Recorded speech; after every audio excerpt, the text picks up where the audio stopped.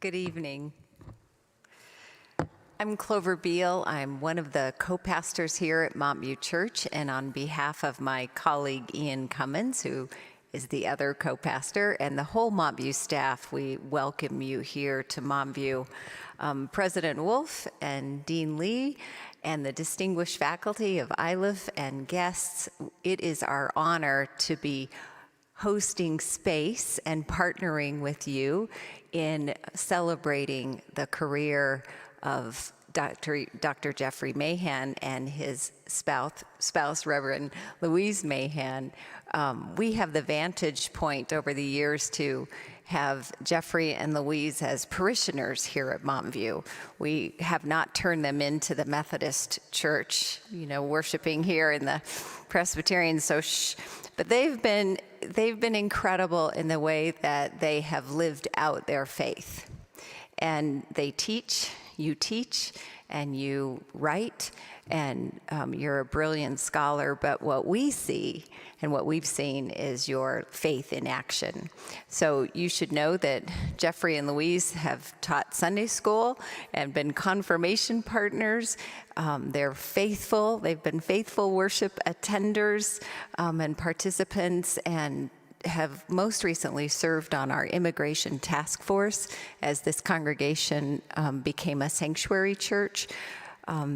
And on a personal note, Jeffery and Louise have been tremendous colleagues to clergy, to those of us who are in the ministry, and we have needed your support and value your support so much. So it is just a delight to be able to partner in hosting this evening here at Montview.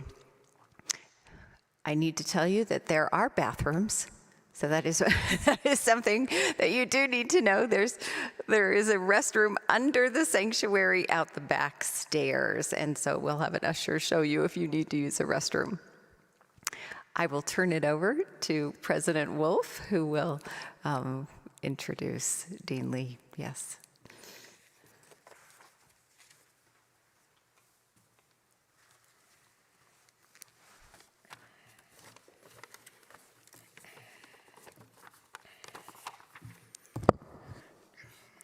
Thank you, Reverend Beal and Reverend Cummins, for your shared hospitality this evening. The Montview Boulevard congregation is providing us a wonderful space and co-hosting this celebration on the occasion of the retirement of our colleague, the Reverend Dr. Jeffery Mahan. So welcome to all of you gathered both here in this space and those of you who are joining us virtually. We know that this congregation, as Clover has already shared, that this congregation has been a home place for Jeffery and Louise, and we are grateful that this special place has been provided for us, that it is a safe venue for this celebration. So thank you. In a moment, the Dean is going to highlight Jeffery's professional accomplishments, but I would like to take a moment to express gratitude for what Jeffery has brought to ILIF by his sheer presence over 26 years. Jeffery, I'm going to speak to you, but I'm speaking to everybody at the same time. You are a pastor scholar. You have had a wonderful influence on all of the facets of your work across the life of ILIF. You have touched all aspects of institutional life: teaching, research, publication, student professional formation, administration. You were the dean. Church relationships, student care, service within and beyond ILIF. Your heart is big, and it has given much to the culture of the school all of these years. So I was thinking about how to express this, how to say this. So let's go to film. A few years ago, you provided a wonderful evening to a group of people who were guests of our board of trustee members. It was a way of introducing people who are looking to support the kind of work ILIF does. You created a classroom experience centered on what I suppose is one of your favorite films. Do you remember? Babette's Feast. Well, in very short form, the setting of Babette's Feast is a small village on the remote western coast of 19th century Denmark. Two sisters are seeing over the austere pietistic community that their late father founded. Babette arrives at the village, a stranger, who identifies herself as a refugee from the counter-revolutionary Paris. The sisters cannot afford to take her in, so Babette offers to cook for them in exchange for her lodging. And this goes on for 14 years. Babette eventually comes into an unexpected sum of money and decides secretly to spend it all by creating a feast for this ingrown, life-denying, repressed community. The evening comes for the feast. They've been seeing this food coming in from Paris, luscious food that they've never seen or even known the names of. And the people gather around the table and experience for the first time sensuous food and extraordinarily fine drink. Well, as the meal progressed, distrust and superstition broke down around the table. Love was rekindled, along with the spirit of redemption. I remember sitting in that group, watching you work, Jeffery, and imagining you with students in a classroom. And I remember asking you this question. It just almost blurted out of me. Jeffery, how is Babette's Feast and the table like a classroom? Well, your answer had already been given by how you led that group that evening. In every role you have served at ILIF, Jeffery, your life and leadership have set the table, gathered the people, and presented a life-changing feast. Jeffery, thank you. Thank you for the feast of your presence among us. Blessings to you in your retirement.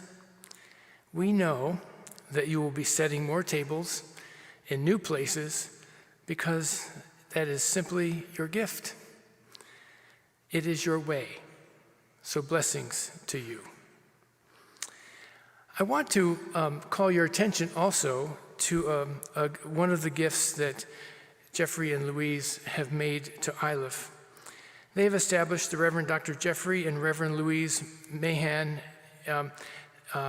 Program Endowment. They established it in 2019, and it will provide support for the continuing study of religion and media in the years to come, and will help ILIF remain a part of this important conversation in the future.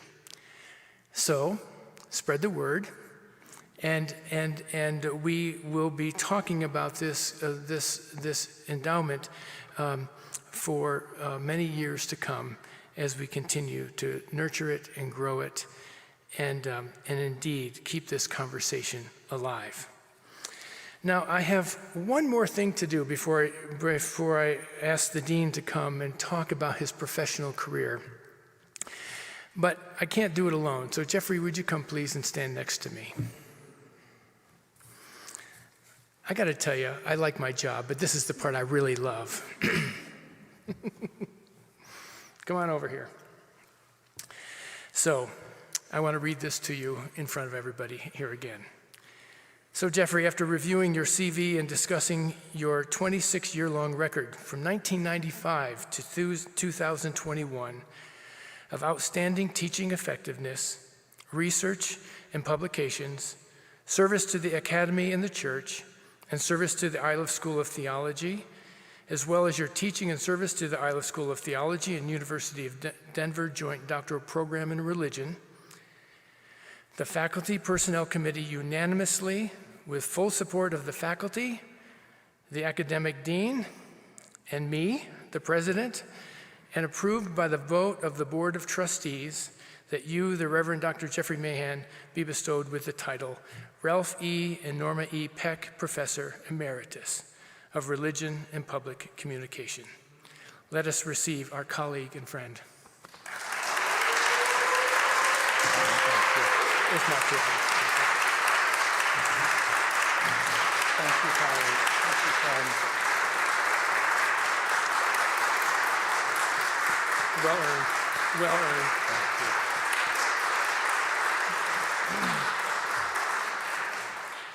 you. Dean Lee.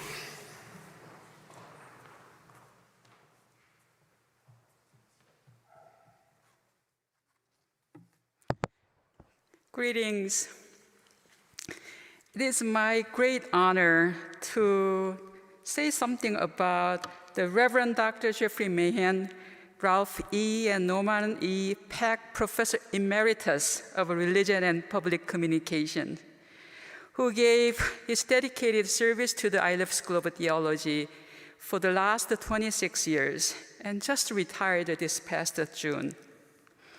Dr. Mahan began his theological teaching career as a teacher in 1989 at Garrett Evangelical Theological Seminary in Evanston, Illinois, and came to ILEF in 1995.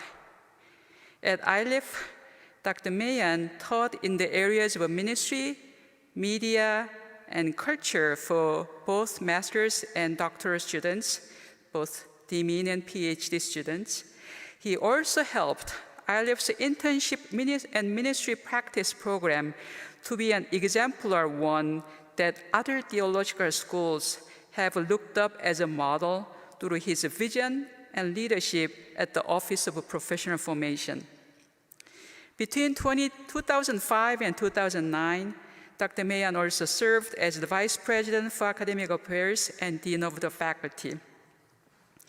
Dr. Mahan's scholarly work intersects in the mediation of religion in material and digital cultures. He is interested in aesthetics and theological engagements with both fine and popular film, literature, and television, which has led him to be appointed as an ecumenical juror at the Montreal, Cannes, and Berlin film festivals. Among all of his accomplishments, this is something that I really envy. He's also interested in the history of media and mediation and their implications for the religious communities and practices, with particular attention to the emergence of digital culture and the forms of religion in digital culture. He's known as a mentor teacher among his colleagues and also students, who literally spends time to get to know each person, each of his students, each of his colleagues in personal level and professional level, and build the deep relationships through which he mentors them, he supports them, and he comes up with pedagogy that helps his students. Students describe him as an engaged teacher who draws text, film, and image into conversation with the students' own experiences and life, work, and perspectives. Beyond ILEF, Dr. Mahan was founding co-chair of the Religion and Popular Culture Group of the American Academy of Religion. He's also a member of the International Society for Media, Religion, and Culture, which he also introduced me to be part of when conference was held. He also served as a resident fellow at the Center for Media, Religion, and Culture at the University of Colorado Boulder since 2009. He is on the editorial board of the Journal of Religion and Popular Culture, is often as a source for journalists covering popular culture and religion in the current media age. Among his busy work as an administrator who created and established and oversaw excellent programs at ILEF, he published 6 books and numerous peer-reviewed articles, book chapters, and encyclopedia entries. While for the most of his teaching career, he served as an administrative faculty, as an OPF director, and also 4 years of respected dean at ILEF. He accomplished all of his writings, and earlier at the faculty dinner gathering, it was mentioned that not only he continued what he was trained to do, but he really reinvented his scholarship for the new era that we live in and became an internationally recognized scholar of media and religion. His publications include Religion and Popular Culture in America, which now is in its third print, which also, that I myself used in my own class when I taught popular culture as a text of a ministry. Also, his 1993 book, Shared Wisdom, is considered as one of the most important textbooks in the study of contextual learning in the country. Usually, when faculty is on their last sabbatical before their retirement, they are not engaging much scholarly work at that point. But Dr. Mahan took his sabbatical only 2 years ago, and he came back with another book coming out, which is available in November. It's titled Church as a Network, Reimagining Christian Life in Digital Culture. If you go to the publisher, rowan.com, and if you use RLFANDF30, you can get 30% discount. And you can also pick up a flyer before you leave. So as I can continue on his great accomplishment, but all of these things that as I was putting this together, I realized that this is a scholar, pastor, and practitioner who centers people at his heart and make everything humanizing, justice-oriented, but still personal, based on relationships. So through your work, also relationships, your life, Jeffery, you have been teaching a lot for us. Thank you. So now I invite you to share some of your work.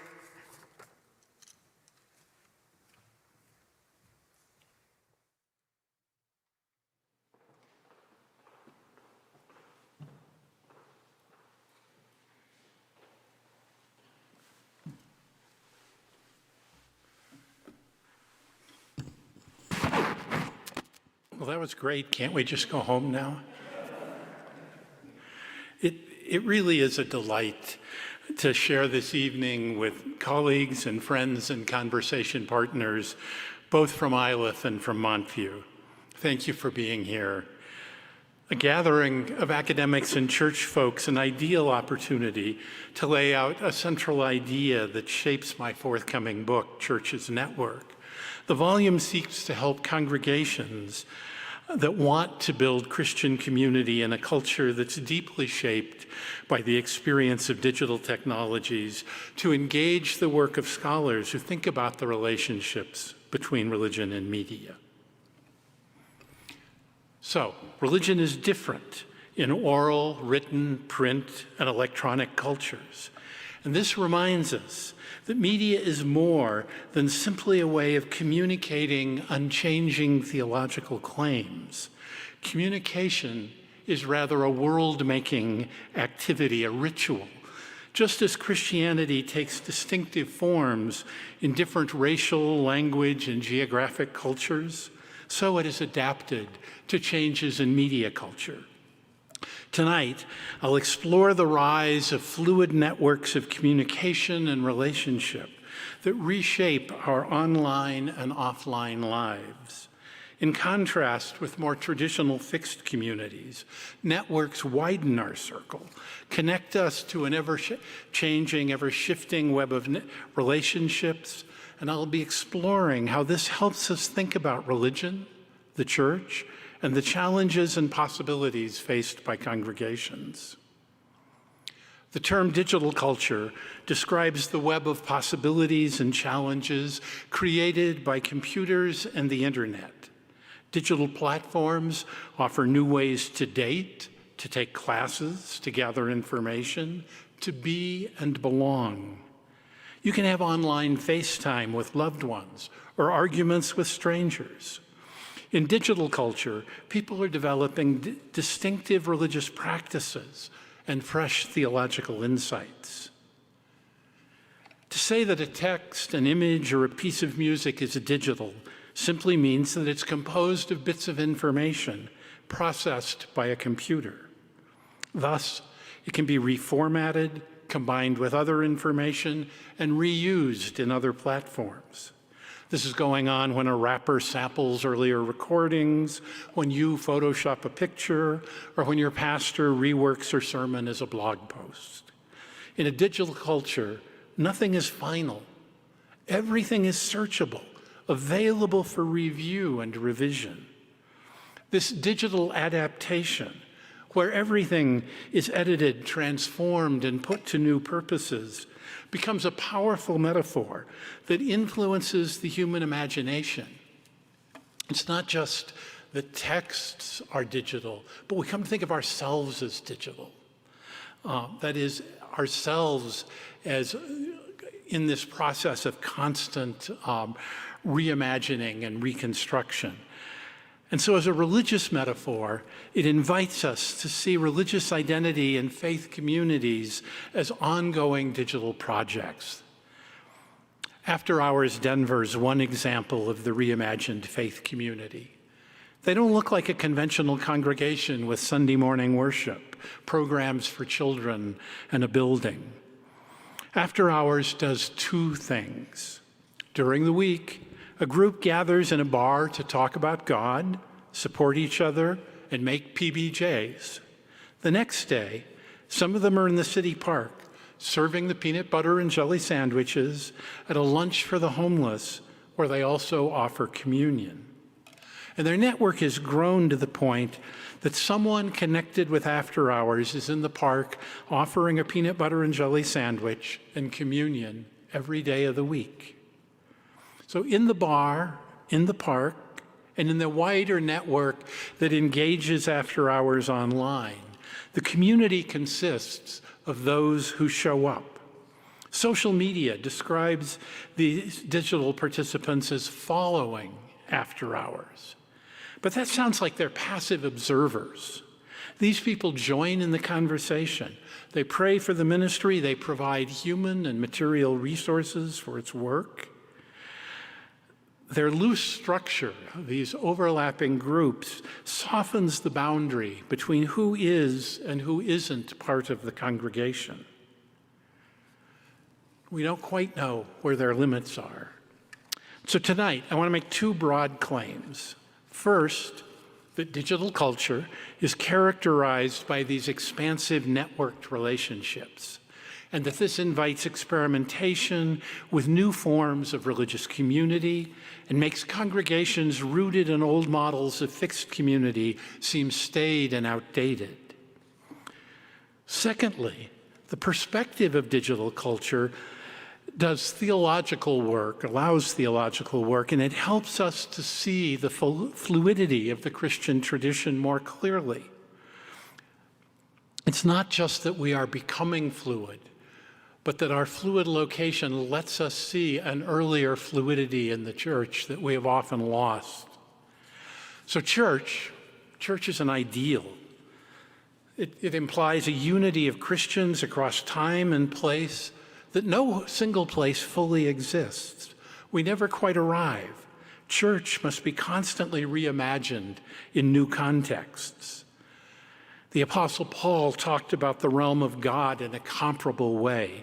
In the evocative language of the King James, it is something we see through a glass darkly. As we can tell, it's out there, but it's hard to describe. The fixed cultures tied to writing seek to make the tradition a unified picture of Christian life. That is, they think it is the tradition. In contrast, fluid metaphors suggest that tradition exists as a series of contextual experiments.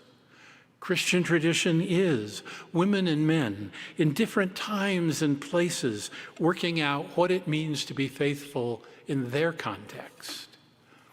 The concept of the Holy Spirit helps us think theologically about this process. The work of my former doctoral student, Dr. Jeremy Garber, influences my thinking here. Garber claims that the Holy Spirit is the communal creation and transmission of meaning in a Christian minoritarian context. That the active work of God in the world that we call the Holy Spirit is found in the conversations of faith communities trying to engage God in their unique contexts. So, is this fluid connection to God and to each other enough? Memoirist and religion professor Deanna Thompson was skeptical about online Christian communities and whether they could make a difference in the lives of those who suffer. How, she asked, can we build a culture of trust, support, and healing in online spaces that she frankly thought of as unreal? But, you can see I've lost my place. But she describes how an extended period of profound illness led her to argue against this distinction between the virtual and the real or the actual church. Bedridden and contemplating her own mortality, she was radically dependent on the care of others. And she writes, it was shocking to realize that through virtual connectedness via a website, I was surrounded by a cloud of witnesses greater than any I had imagined. Reflection on how the church was present, both in people who were physically present, bringing her food for her and her family, sitting with her to visit and pray, but also in people who followed her illness online, praying from a distance, perhaps texting or writing letters, expanding her sense of the incarnation. There is, she says, no clear divide between offline and online realities. Can the church exist as a network of shifting virtual relationships? Thompson says, since the time of Paul, the body of Christ has always been a virtual body. Its members were not always physically present to one another. Arguing from her experience, she challenges the claim that virtual presence via digital technology is necessarily an inferior form of presence. Something new is happening in digital culture. Yet there are continuities between the practice of earlier Christian communities and that of people of faith in our digitally networked society. Theologian and former Archbishop of Canterbury, Rowan Williams, says of early Christianity that authority was not located in Rome or Jerusalem, that it's not in the voice of a single authoritative figure, but in what he calls the church's obsessive network of communication. He describes a unity forged by the steady flow of talk, a connection established in letters that articulated genuine theological and experiential difference. Williams says, authority is made in the church's ceaseless speaking to, with, and for one another.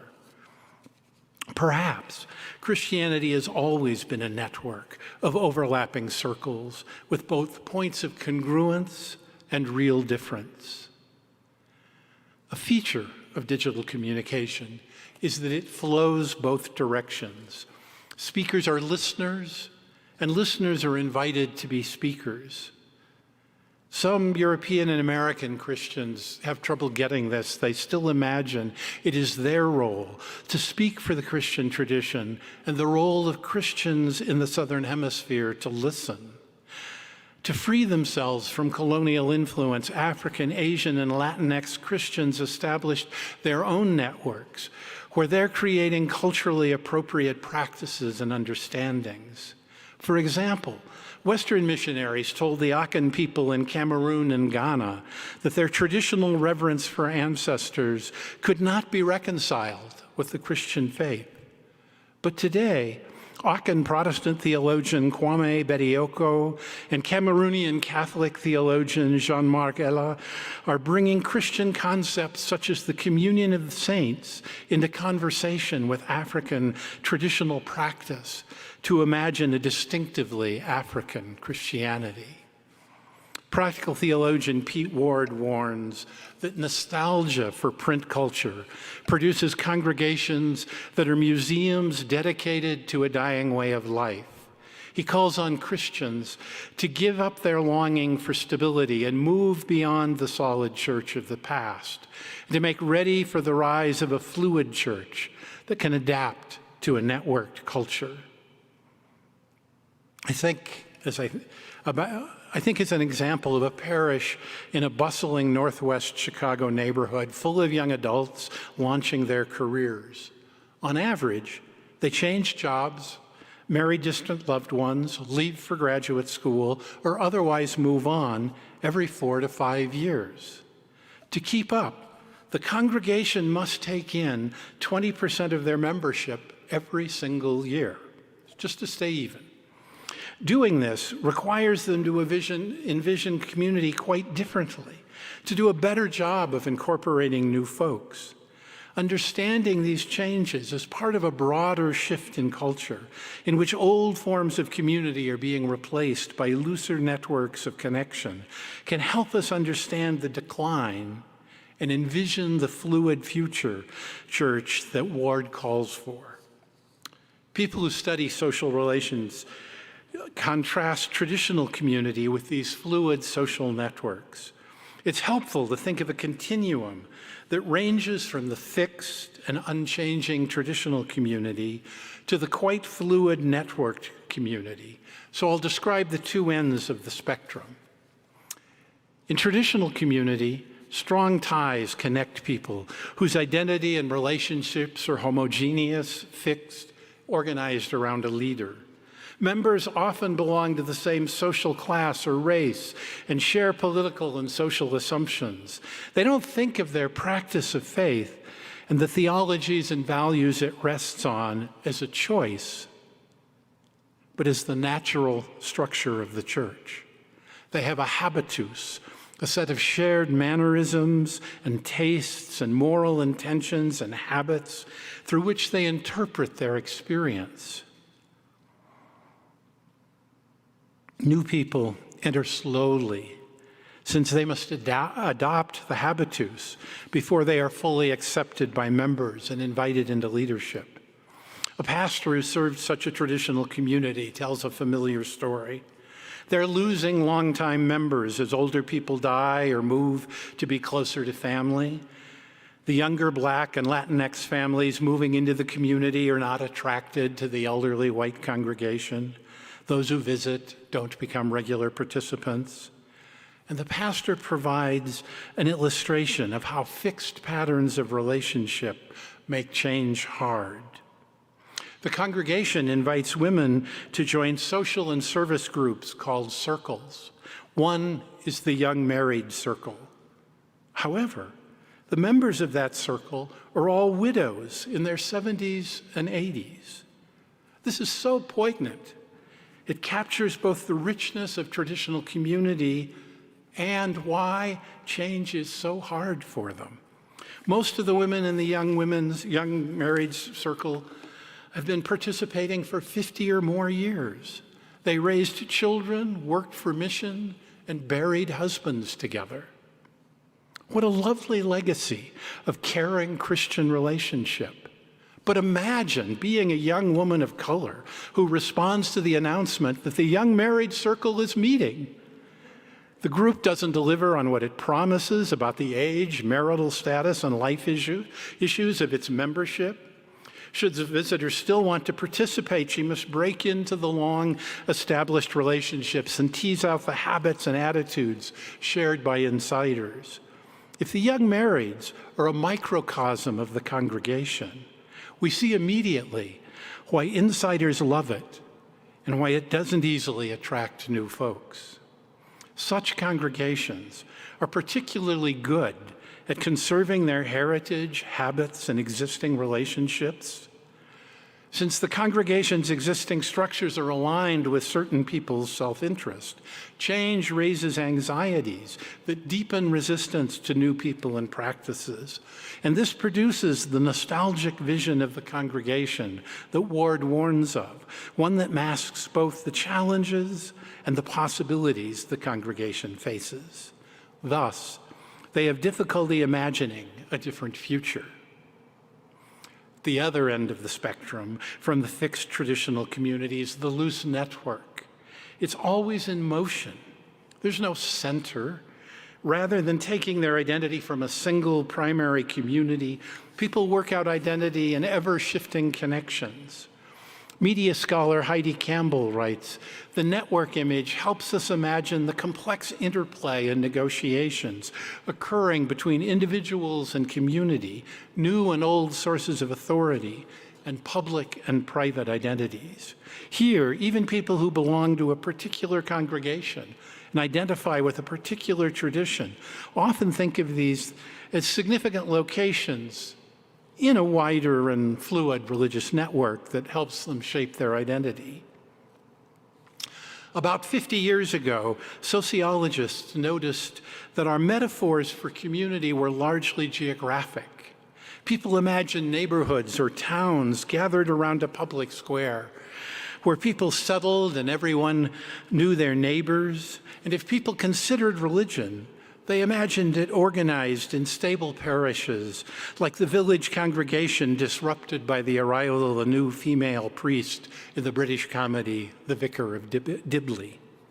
Social network analysis emerged to ask what friendship and community looked like when impersonal strip malls replaced the town square and people moved often. It focused on social structures and connections rather than spaces and places. This approach helps us understand how people relate within digital culture and to identify the challenges and the possibilities that congregations face. We live and relate in a series of overlapping circles. Facebook illustrates this. A series of groups meet on my Facebook page. They include my extended family, people in my congregation, professional colleagues, my social acquaintances, people I connect with through my work on immigration issues, and folks I ride bicycles with. In pre-network models of community, people kept these circles separate. In some places, I lived out my role in my family. In other places, I'm a member of my religious community, and in others, I present a professional self to colleagues and students. In contrast, on Facebook, all these communities overlap. These people see each other as they respond to my posts, and I see them and their friends. So here's an example of how this works. I learned from a stranger's Facebook post that a dear friend experienced a massive heart attack and died. Michael was a poet, storyteller, pastor, a friend, husband, and father. For weeks, his Facebook page filled with hundreds of posts. People expressed their sense of loss, posted pictures, told stories, discussed what his life meant to them. Michael's Facebook page was the space where his overlapping communities connected to mourn and celebrate and remember. Without him, our paths may not cross again. Yet we were able to share in grief, listen to each other's stories, support one another in our loss. Such experiences illustrate the fluidity of networked relationships, where the traditional community focuses attention on a single set of relationships. The network connects overlapping communities. Here, each person is the hub of a web of evolving relationships, some of them long-standing and others ephemeral. Do the fluid relationships that digital culture enables have the depth to sustain us? The connections established online with others who mourned the death of my friend haven't lasted. And the content of much digital culture can be trivial or designed to confirm our existing attitudes.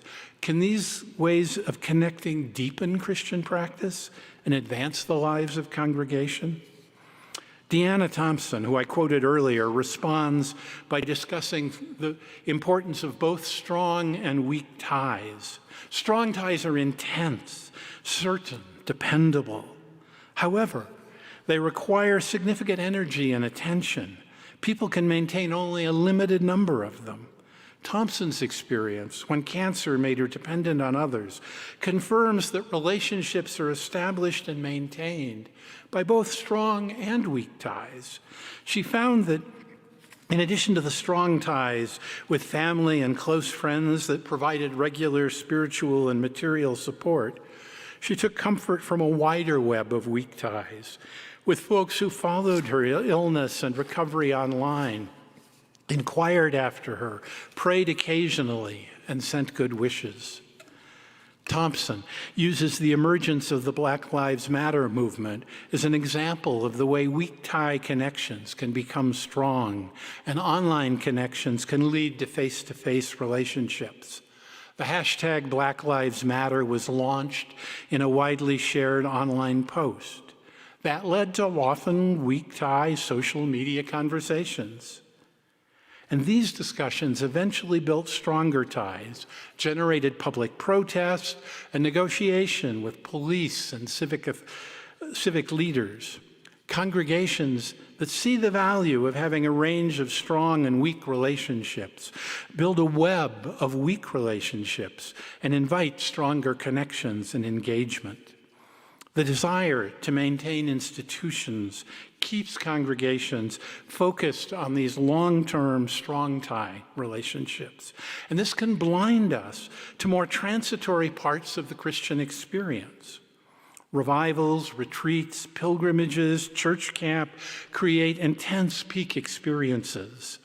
Such brief, ephemeral, and spiritual experiences make sense in a fluid culture. In fact, while fewer people want the weekly discipline of congregational worship, communal celebration and mourning are regular locations of public religion today. In such gatherings, people who may not be part of established faith communities come together without clear structures or formal leaders. You see this in rituals that arise in response to public and private tragedies or in times of awe. A cross erected at the site of a fatal traffic accident, flowers and teddy bears left where a child died, or 100,000 people gathered in Central Park after John Lennon's murder. More joyously, tourists gather at Stonehenge for the solstice, friends gather for a wedding, you watch a sunset and are, sometimes, touched by the sacred. In slightly more organized and extended ways, people also seek out short-term religious experiences. They show up in congregations on Christmas and Easter. They attend retreats or take classes. A Trappist monastery advises that monastic guests can be a monk for a month. Congregations might keep such gatherings in mind as they ponder Ward's notion of church as a series of relationships and communications. What congregations know about ritual, about how to speak of the sacred in times of both loss and elation, has something to offer. There's much to critique about stable, homogeneous communities and the way they resist movement and change. But we shouldn't idealize networks. They're not seamless spaces free of assumptions, boundaries, and prejudices. Much of the discussion of a fluid church for a digital culture has remained fairly white. Certainly the algorithms that drive digital communication have tended to maintain racialized discourses, and it takes constant attention to widen our network of conversation, particularly across racial lines. What does the church's ceaseless conversation look like, then, in non-white contexts? How does it respond to the needs of the times, and what are its implications? I found myself thinking about this as I listened to historian and literary critic Henry Louis Gates tease out the development of Black Christianity in the United States. Gates doesn't use the language of network. Yet he pictures the black church as a web of connection and resistance to racism and white supremacy that changes and adapts as it hears the word of God in the changing context of black people in America. He reminds us that enslaved Africans were not a single people with a common language or religion. The rise of black Christianity provided the network through which they began to connect and articulate divine judgment on their enslavement. They seized the religious symbols and stories of their oppressors, brought them into conversation with their own heritage and condition, and found the God who led enslaved people out of Egypt, doing a quite different thing than their white oppressors anticipated. To overly simplify a complex story, a developing black Christianity existed as a network of practice and gathering during slavery. Later, a web of congregations and denominations developed that helped the community together through emancipation, Jim Crow, and the Great Migration to the North. Gates demonstrates that this network of ethical and theological conversation both preserves a tradition of interpretation and adapts to cultural change as the fluid network of black Christianity listens for the voice of God in new contexts. If the church is characterized by its ceaseless speaking, what is it speaking about? We tell stories of God's love and judgment and faithfulness and discuss the implications of these stories today. In America, what God is doing is inseparable from the legacy of slavery, Jim Crow, civil rights struggles, and the insistence that Black lives matter. Widening our network, softening our boundaries can create space for white Christians to listen to communities of color, to think about how the Spirit is moving, and about what forms of Christian practice link or block us from being active and attentive to that movement. If the body of Christ is virtual and the church is fluid, what are we to make of the very concrete congregations and denominations that own buildings and have bylaws and boundaries? Are such congregations still the right location for communal creation and transmission of meaning that Garber says is the presence of the Holy Spirit among us? It's easy to get the relationship between the concrete and the spiritual wrong. The innovators, frustrated by the institutional church's rigidities, are naive to imagine that it's possible to build a purely spiritual communion. Someone's got to be the webmaster, and even the most romanticized house church needs some leadership and organization. It's also necessary to critique tradition-bound thinkers who so idealize the institutional church they treat it as though it were the source of the supernatural power it seeks to mediate. People of color, women, gay and lesbian folks rightly remind us that the church has a long history of resisting the Holy Spirit's reforming work. So what should a congregation that wants to thrive and make a difference do when the demographics show a steady decline in numbers? Visitors say they feel unwelcome or overwhelmed, and many who want to re-envision Christian community find them too slow to change. One year, folks from After Hours Denver carried a banner in Denver's Gay Pride Parade which proclaimed, "After Hours Denver, it's like church without the parts that suck." So what sucks about congregational life? Former Episcopal priest and author Barbara Brown Taylor writes that she left congregational ministry due to a loss of faith that the institutional church continues to provide the right language, concepts, and tools to grasp God. Is it that our structures and practices too often interrupt rather than enable the ceaseless speaking about God and the world? The after-hours marchers sought to catch the attention of folks who are suspicious of the institutional church, yet want spiritual companions. Can congregations take these folks on their own terms, make room for their doubts and questions, simplify the church's structures, and refocus its ministries? Some people say no. Let the dead bury the dead. They've moved on, some away from religion entirely, many to more individualized spiritual practices. If they engage with something that looks like Christian community, it's largely disconnected from congregation or denominational structure. They gather for dinner church, or around works of compassion and justice, or at ritual times in the year or their lives. Yet there are others who think some congregations can shed the rigidities and structures that suck and find new ways of relating, rooted in a sense of God's fluid presence. Here, God invites an exodus toward a new way of being together. Theological openness encourages relational openness. It seems natural to network with a lot of people with differing beliefs and practices and to let them control their level of involvement. A liquid church goes where it is needed and builds networks as it goes. When I was in seminary, my theology professor compared two church buildings. One, a European cathedral that had stood 1,000 years. The other, a Midwestern sanctuary designed so that if the congregation failed, it could easily be converted to a warehouse.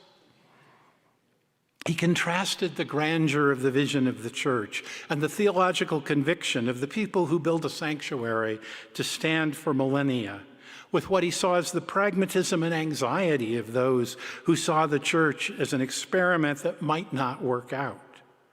But looking back from our networked and fluid location, one might frame this differently. Perhaps the Midwest congregation is not so much planning for failure, is already living out of a theology of fluidity and change, in which the Holy Spirit is always ready to do a new thing. Welcome to the journey.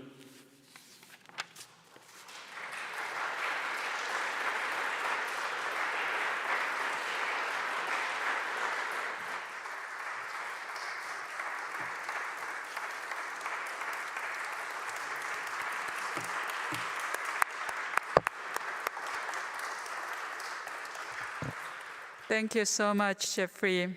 Thank you. A lot to think.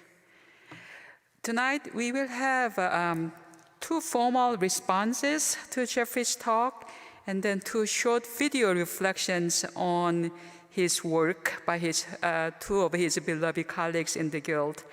The first formal response is by Dr. Lynn Schofield Clark, who is a professor and chair in the Department of Media, Film, and Journalism Studies at DU, and who is also the director of the Edward and Charlotte Estlow International Center for Journalism and New Media. This morning, by reading our joint PhD program's newsletter, I learned that Dr. Clark is a recipient of one of the two distinguished university professor of 2021 at DU. So thank you so much for taking the time and responding to Jeffrey's paper.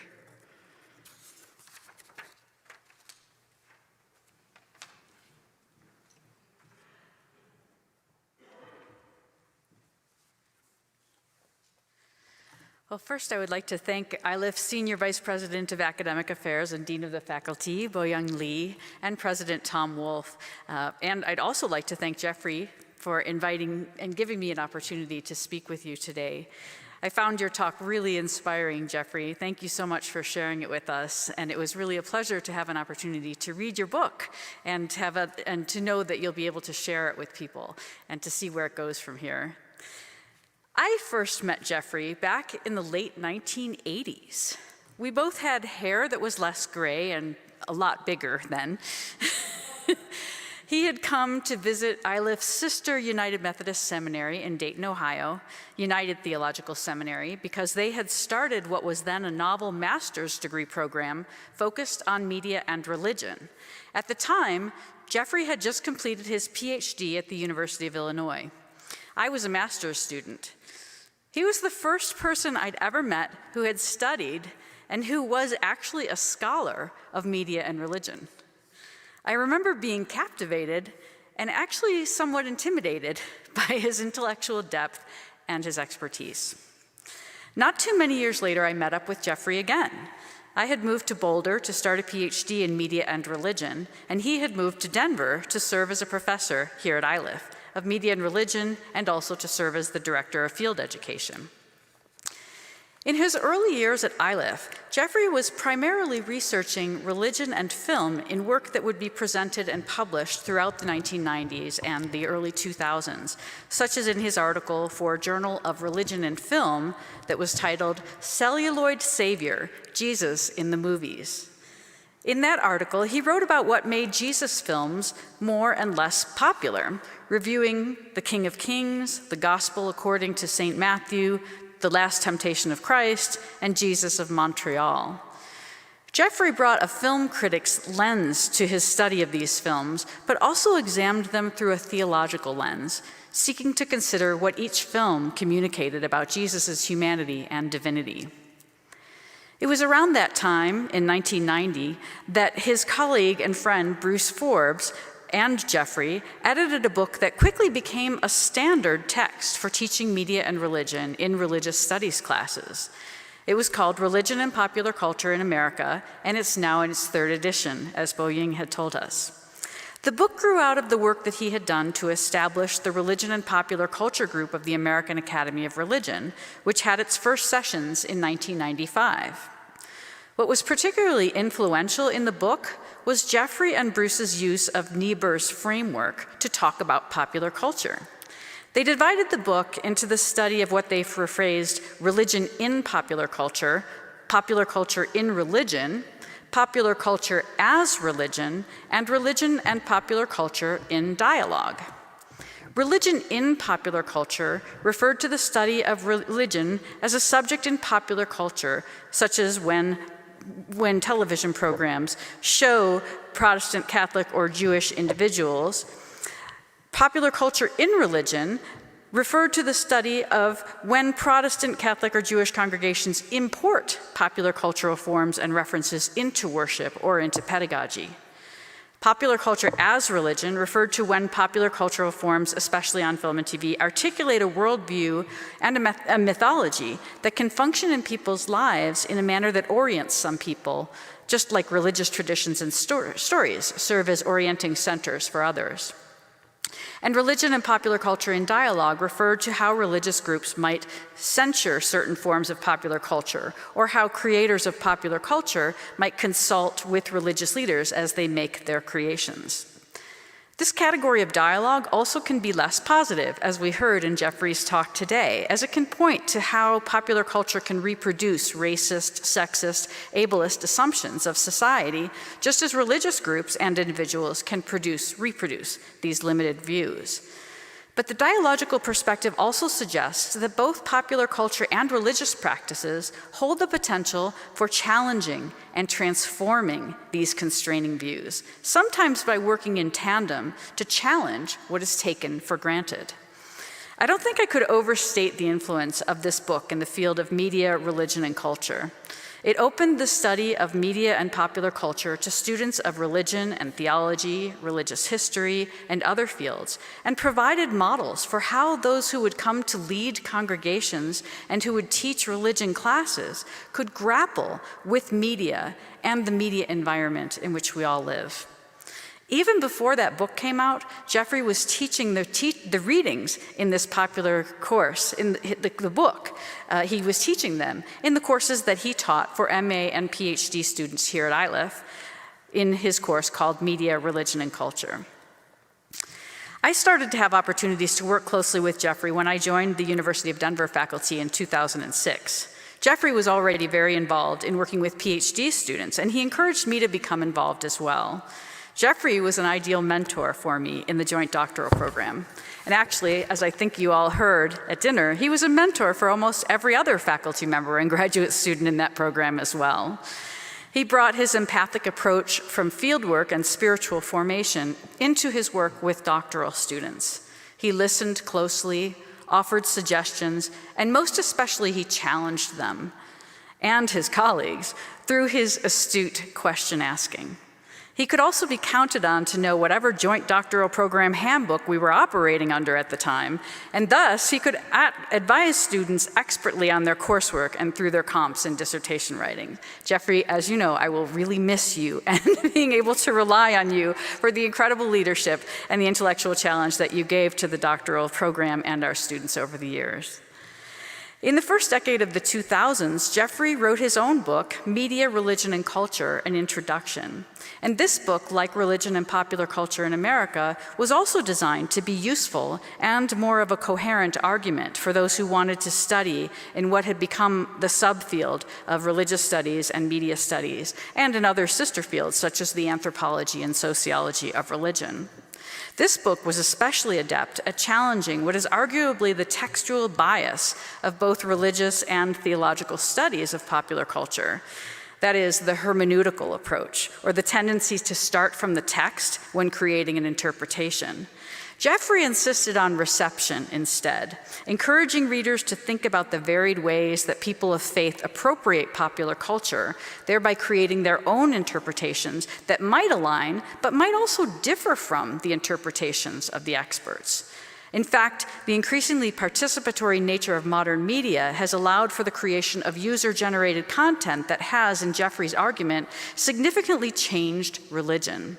This has happened as the technologies and practices related to media have opened spaces for new and alternative religious voices to emerge, and for people to perform their religious identities and to reimagine the role of religion in society. And this brings us to Jeffrey's most recent book, the soon-to-be-released Church as Network, Christian Life and Connection in Digital Culture, as you heard this evening. In this book, Jeffrey turns his attention to bringing members of local congregations into the conversations about media and religion that he's been a part of and that he's led with students for decades. The book asks, what does a faithful practice of Christian faith look like in digital culture? To address this question, Jeffrey challenges the idea of communication media as simply an amplifier of messages. Following insights of Marshall McLuhan, he argues that messages do not remain unchanged as they travel across different media forms. Applying this idea to the congregational setting, he writes, too often, religious and other leaders try to use the internet and social media as though they are merely better amplifiers of one-way communication. However, congregations and their leaders who understand this new media culture see the internet as a place where they will have different kinds of relationships with people. And that's really the point of this book.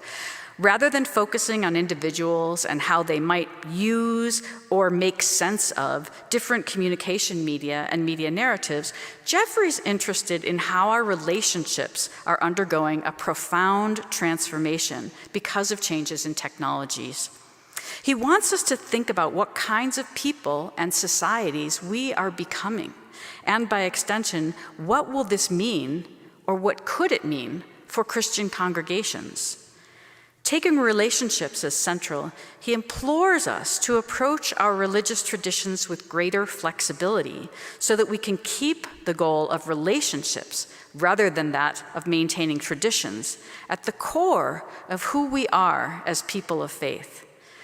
This is important, he argues, because we have to recognize how the role of tradition in culture and the role of authority over those traditions is changing in a digital world. Digital cultures, he argues, encourage us to imagine tradition as a sort of database, a data bank to be accessed, edited, and reused. I'll say that sentence again. Digital cultures encourage us to imagine tradition as a sort of data bank to be accessed, edited, and reused. This is a bold and I'd say a useful claim. This has something to say about what he has talked about before, about the importance of thinking about presence and adaptation, and of how the Black church has served as a model for how we can think of growing networks and the fluidity of the religious tradition and community. But this is not a how-to book that will help churches to know how to survive in the digital era. In fact, I imagine it will be difficult for some leaders to think through the implications of what Jeffery has to say about the ways that authority and authoritative positions on religion are shifting. And yet the book is filled with hope and is vitally important for the conversation that Jeffery has supported throughout his entire career, which is about what may be changing and what may be possible or possibly lost in the new context that is emerging thanks to digital and communication technologies. I know that Christina will have more to say about Jeffery's vision for the church in this new era and his work in field education, so I will stop here. But I do want to commend Jeffery for taking his methodical and deeply empathic approach into his writing of this book.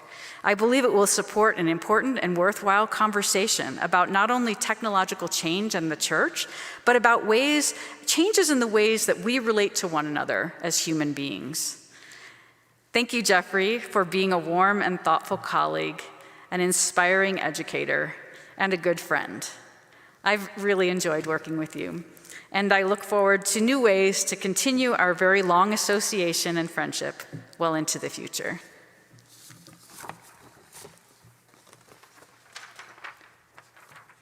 Thank you so much. We have a short two video reflections by Jeffrey's very long-time colleagues with whom he collaborated a lot. First one is Dr. Stuart Hoover, who is a professor in the Department of Media Studies at the University of Colorado Boulder campus. And the other video is Dr. Nabil Ishaibi, who is Associate Professor and Department Chair of Media Studies at University of Colorado Boulder. And these three people, including Jeffrey Orsolin, are very key members of the International Society of Media and Religion.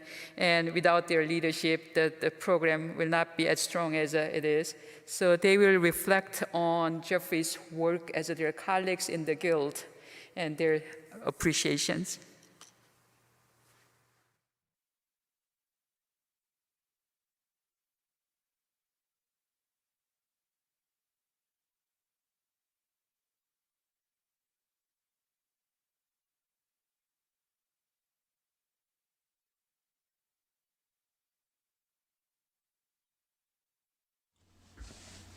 Good evening. I'm Stuart Hoover. I'm a professor of media studies and religious studies at the University of Colorado Boulder and the director of the Center for Media, Religion, and Culture at CU.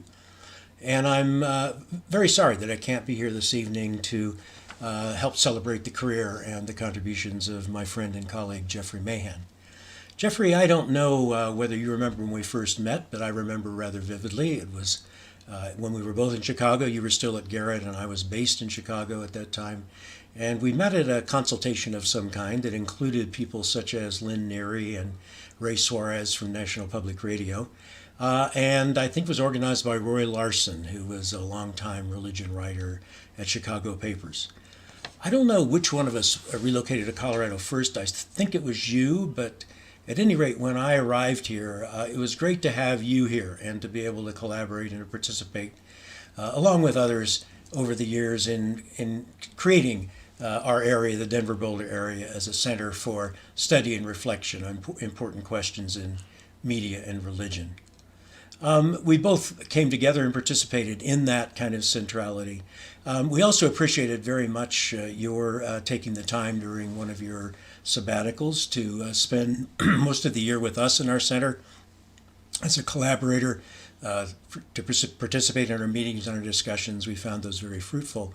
And we've been pleased that you have been willing to continue since then as a permanent resident fellow of our center.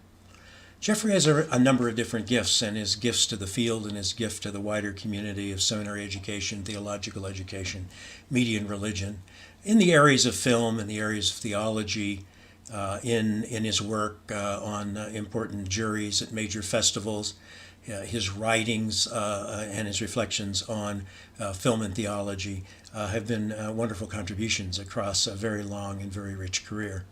I realized early on that there was complementarity between our interests. I was more of a social scientist. Jeffrey, you're more of a humanist. And I think your perspective has been a very good compliment to me and compliment to the kinds of things that I've wanted to do over the years. There's been a real synergy there that I think has been valuable. I also want to recognize your contribution in taking on the task of writing the first undergraduate textbook in the area of media and religion, a book that I myself use. I know no others have used in their classes. I think that was a very, very important thing. So you've had those important gifts and those important contributions, but I want to say just a couple of things about your gifts to me personally. I very much enjoyed, very much benefited from our collaborations and our conversations, very much benefited from your academic and personal friendship. Karen and I have enjoyed knowing you and Louise over the years. One thing I learned very early on, one gift that I felt that you brought to me and gave to me as we would work on things together and collaborate, was that you're a very keen observer of human beings and of human relations and of how human beings work together or don't, which came in handy as we were working together in various organizational settings. And I was particularly helpful. I think your observations are particularly helpful as we worked together on that project looking at Muslim-Christian relations and the perspectives of Muslims and Christians in media following the 9/11 events. You were also extremely helpful and supportive during some rough times in the development of what became the International Society for Media, Religion, and Culture, which, along with other colleagues here in the area, Lynn Clark, who's here, I think, tonight, and our colleague Nabil Chaibi, we all participated through ISMRC in the creation of something that's a very important legacy that will carry forward scholarship and teaching in the areas that we feel are very important. So I'll miss you, Jeffrey. I wish you all the best in your future endeavors and in your retirement. I look forward to seeing what you come up with and what you spend your time doing and hearing more from you. And I regret not being there tonight to hear more formal reflections in your lecture. I look forward to being able to hear it as soon as I can.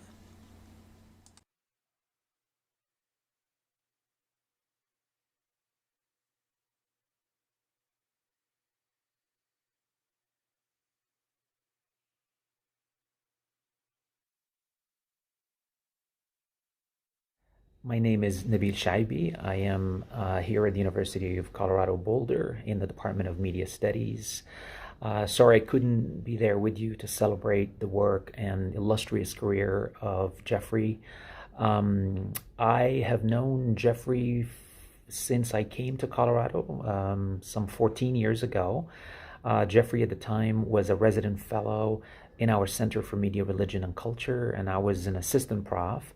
I didn't know who Jeffrey was at the time, I have to be honest. I had just made that switch into the field of media, religion, and culture, but I quickly found out how much of an authority he is in that field, particularly around questions of theology, media, pop culture, obviously, and religion. His work has been, I would say, foundational for me. It has been formative, and particularly as I was getting into the field itself, and I was trying to formulate my own questions, albeit regarding sort of a different religion, particularly my focus on Islam.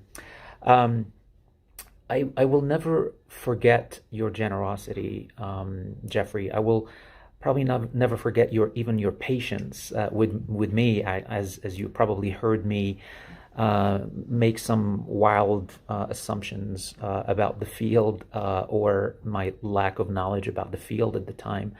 But I just remember how patient you were, and I just remembered how gracious you were, and you made those initial years for me at the center and at the University of Colorado, and here in Colorado in general. Really, you made those years such a personal and intellectual delight.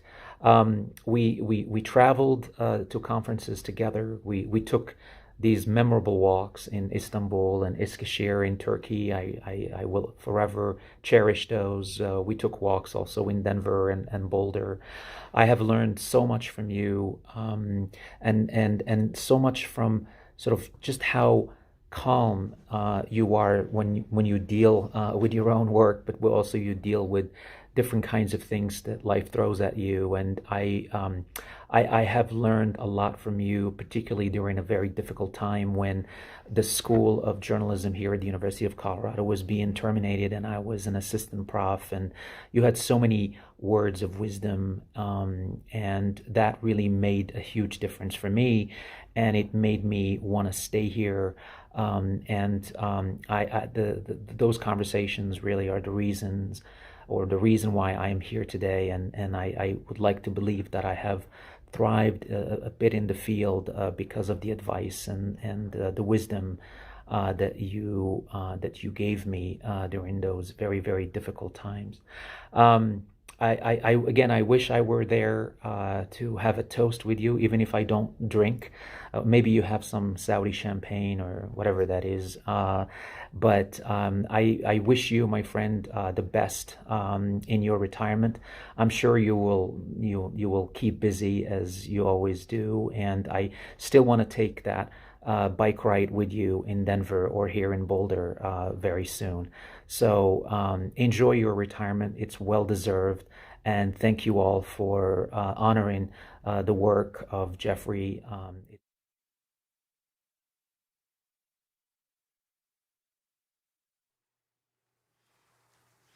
Thank you, Dr. Hoover and Dr. Shaibi. Tonight's last part is a response by our beloved colleague from ILIF, Reverend Dr. Christina Lizardi-Hasby, who is Assistant Professor of Leadership and Formation and also Director of the Office of Professional Formation that Jeffery served for a very long time. So her training is in the field of leadership theory and praxis and congregational and community formation and change and practical theology and applied research methods. One of the interesting work she's embarking now is that she's the regional director of the $5.3 million Lilly-funded grant to study the long-term impacts of COVID-19 on congregational life in the U.S. So as she brings that expertise and also responding to Jeffrey's work, that we will have a formal response as a conclusion, and then I invite the Reverend Cummings to come forward and bless Jeffrey and Louis and us as we set for the evening. Thank you.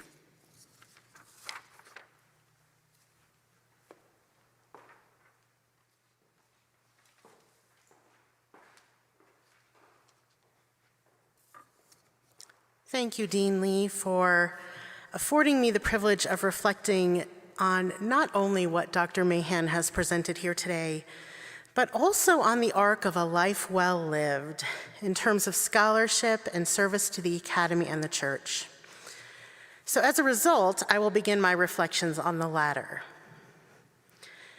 In preparation for my third year as an MDiv student at ILIF some 17 years ago, and the seminar class in which I would participate as part of my internship requirement, which was then called Advanced Field Education, we students were asked to read a little book entitled Shared Wisdom, a guide to case study reflection in ministry.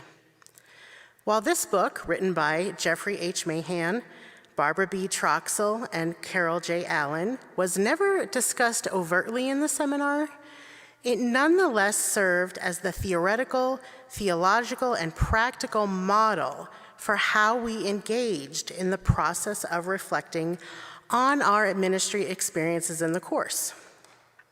In short, Shared Wisdom offered students the following 7-movement process to individually and communally reflect on specific salient moments. Number 1, presenting the case aloud. Number 2, clarifying the information. Number 3, sharing personal wisdom. Number 4, pooling professional and educational wisdom. Number 5, claiming the wisdom of the people. Number 6, reflecting on the presenter's ministry, and number 7, evaluating the process. As the authors themselves stated, there was nothing particularly new about this process.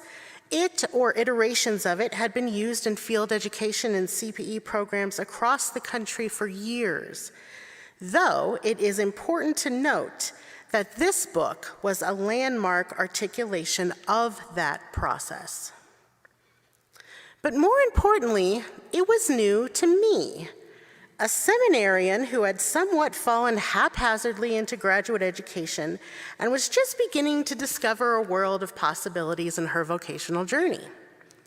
What shared wisdom introduced to me and my classmates through critical praxis-based examples was a life tool, the goal of which was to challenge, encourage, and transform my continual doing and being long after my time in seminary. Ultimately, my very presence here, in this space, on this night, is the result of what Jeffery and his co-authors offered in that work nearly 30 years ago. The capacity to reflect on one's own circumstances and actions and the actions of others, to receive questions, insights, and even a challenge or two from peers in a trusted space, to invite the wisdom of those who have gone before us through sacred texts, symbols, stories, liturgies, art, and the like, in order to connect to our experiences, and finally, to respond and act in new ways, ways informed, inspired by the gathered whole that are not discernible through the limits of one's own reasoning, is the culminating hope of a good theological education. My own capacity to do that work has led me through several vocational discernment processes and transitions over the years, including this most recent return to ILIF. Therefore, to say that Jeffery has had an impact on contextual education at ILIF is a gross understatement. Not only has his scholarship in this area shaped generations of ministers and leaders, but also his decades of directing ILIF's field education program, including the year I did my internship, laid the foundation for why internships are crafted in their current configurations. It is an honor and a personal privilege for me to carry forward Jeffrey's legacy of meaningful excellence in my role as director of the Office of Professional Formation. And while the names, forms, and modalities have changed from Jeffrey's time to my time as director, for example, from the Office of Ministry Studies to the Office of Professional Formation, from solely residential seminars to hybrid seminars to now all online seminars thanks to the global pandemic, from solely local sites to sites around the country where students lead within their own geographical contexts, and even to contexts thousands of miles from where students live thanks to technology and media. From largely church-based sites to nonprofits and even a few for-profit contexts with myriad possibilities. And from theological reflection to integrative reflection, the substructure, or to use a more nature-based metaphor, the roots of this work remain the same. Speaking of roots, this brings me to what Jeffery has shared with us this evening: the power and potential of networks in connecting media-related concepts to congregational life in the 21st century. Root systems, specifically in trees, are some of the most fitting examples of what complex dynamic networks can and do look like in a congregational context.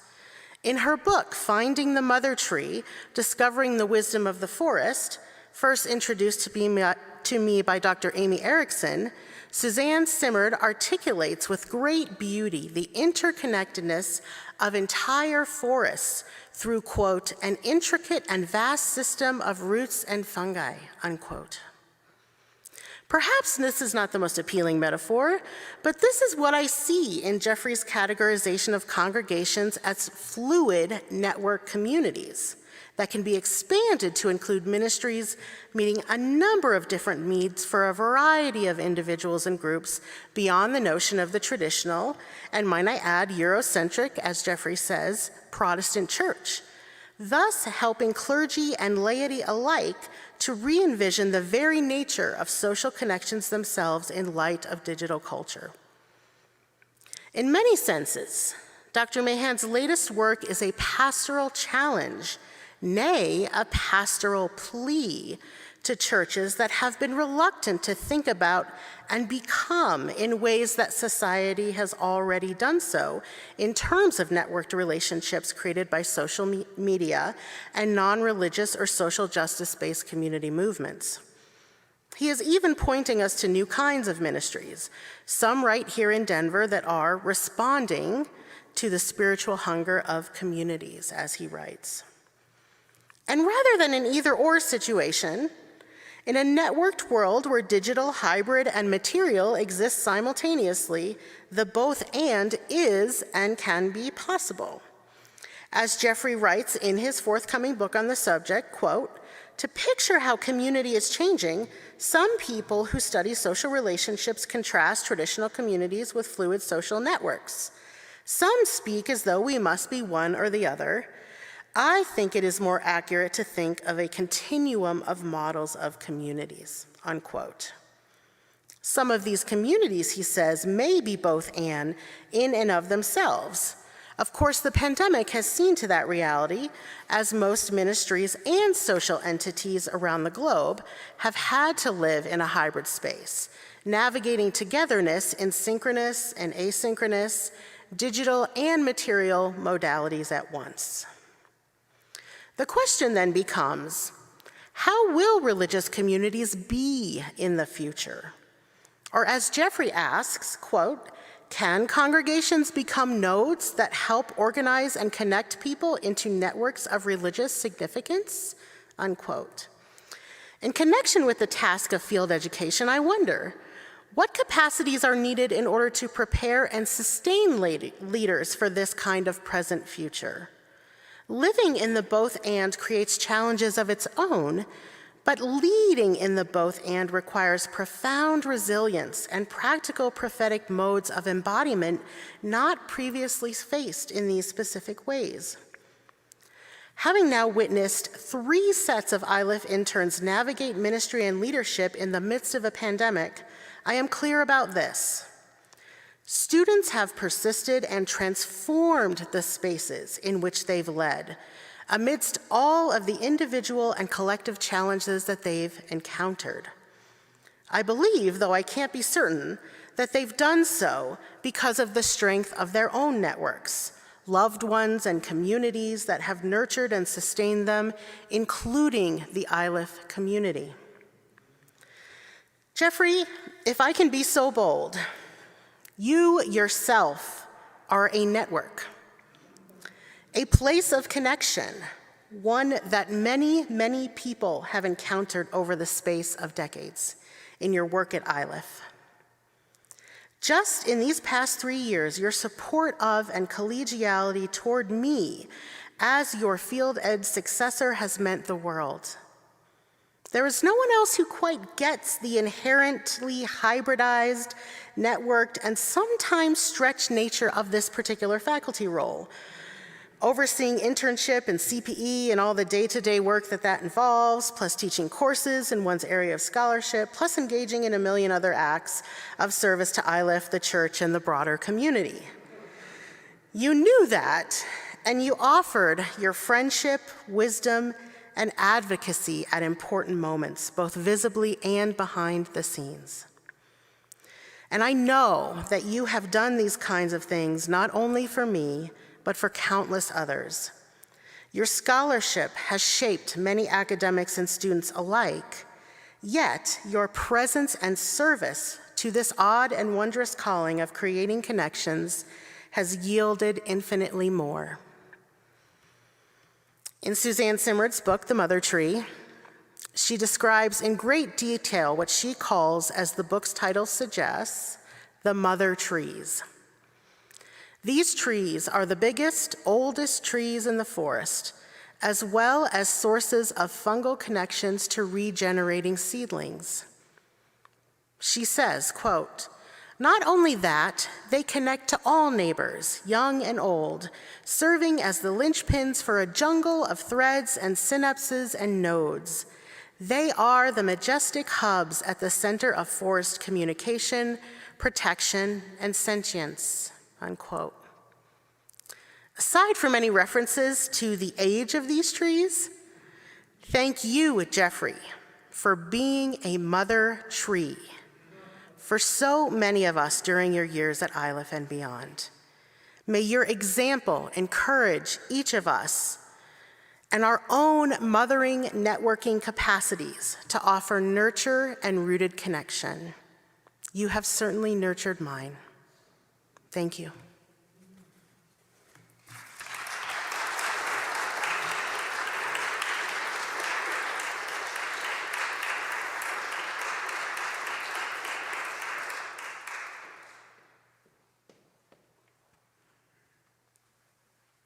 Good evening, everyone.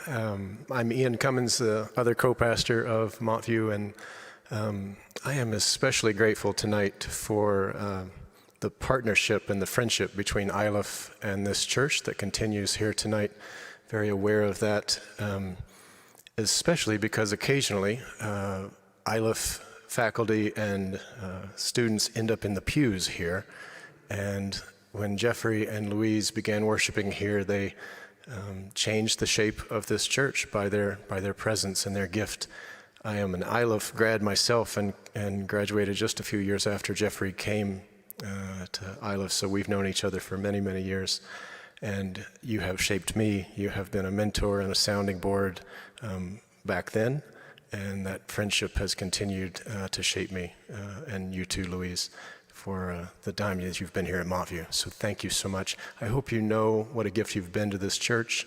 I hope you know that our hearts go with you when you move to Texas. The church that gets you is a very blessed church indeed. So thank you for that. And to all of you for coming here tonight, all of you online who are watching, thank you all for being here tonight.